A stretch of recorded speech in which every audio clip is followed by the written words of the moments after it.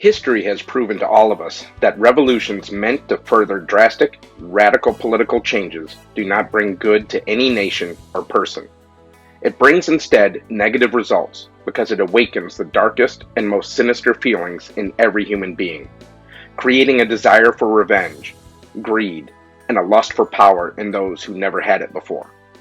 In general, the men involved in a revolution call themselves liberators, making thousands of false promises to those who lack the experience or intellectual capacity to read and educate themselves about the true nature of revolutions. In a very short time, the liberators turn into tyrants, murderers, and the worst scum of the earth, more oppressive than those they fought and criticized before. Of course, every rule has an exception. We cannot say that these horrendous, radical political movements called revolutions always proceed to destabilize the social establishment. Sometimes, within those huge masses of individuals motivated by greed and all the darkness, heroes are produced who genuinely fight the oppression, inspiring artists and sculptors to see with their own eyes the suffering and consequences that leave behind these radical movements and social unrest. From these events, we see the birth of unbelievable stories about men and women who partake and experience with their own flesh these historical moments as witnesses to future generations, and with their own blood leave testimonies of the barbarities that these revolutions leave behind throughout history. We have to go further than that and see what has been shown to us about these revolutions and extreme radical movements on both the left and the right without exception. Most of the time, history is changed and written by the victors because those who get killed cannot give their testimonies. We have to look behind the curtain sometimes to find what governments and the politically corrupt entities within hide to deprive us of these wonderful and truthful stories, which we all can learn from to avoid repeating the mistakes of the past in the future. We have two magnificent stories of a pair of young kids that were born during the Cuban Revolution.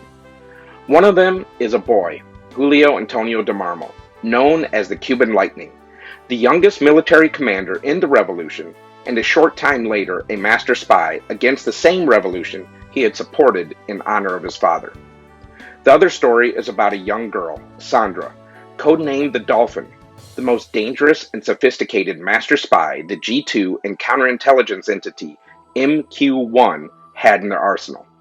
Bizarrely, it looked like these two young kids, raised in the same neighborhood, only a few doors away from each other, and went to school together amidst the tumultuous moments of the revolution, becoming intimate friends.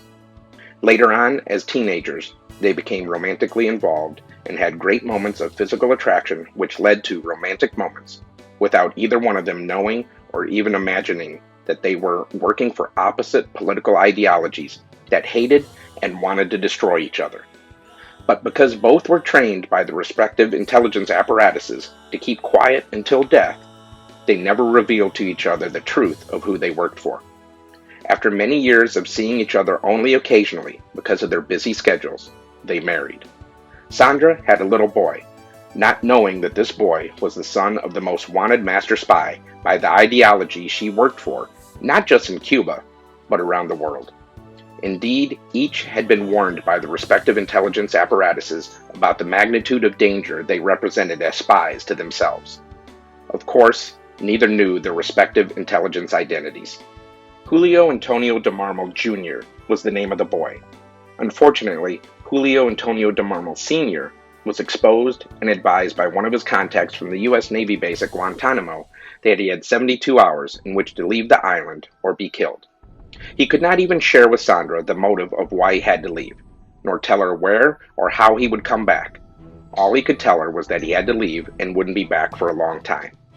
He was given his instructions only an hour before he departed, instructed to not tell anyone that he was going to go anywhere. He was to act normally because he never knew who was watching him. Cuban intelligence had discovered that they had lost their target and that the Lightning disappeared. Without even consulting with the top leaders in their intelligence service, a plan was devised to kill his son in retaliation. But they did not take into consideration until it was too late who the mother of that spy son was, one of the most valuable assets to the Cuban international intelligence. Only after the assassination had taken place did they realize the tremendous mistake they had made, since now the famous master spy, the Dolphin, had become their worst enemy. Suddenly, and out of the irony of destiny, after many decades of silence, the Dolphin and the Lightning met on a dark night, embraced tearfully, broke their long silence, and the Lightning finally conquered the Dolphin, united in the love for their lost son.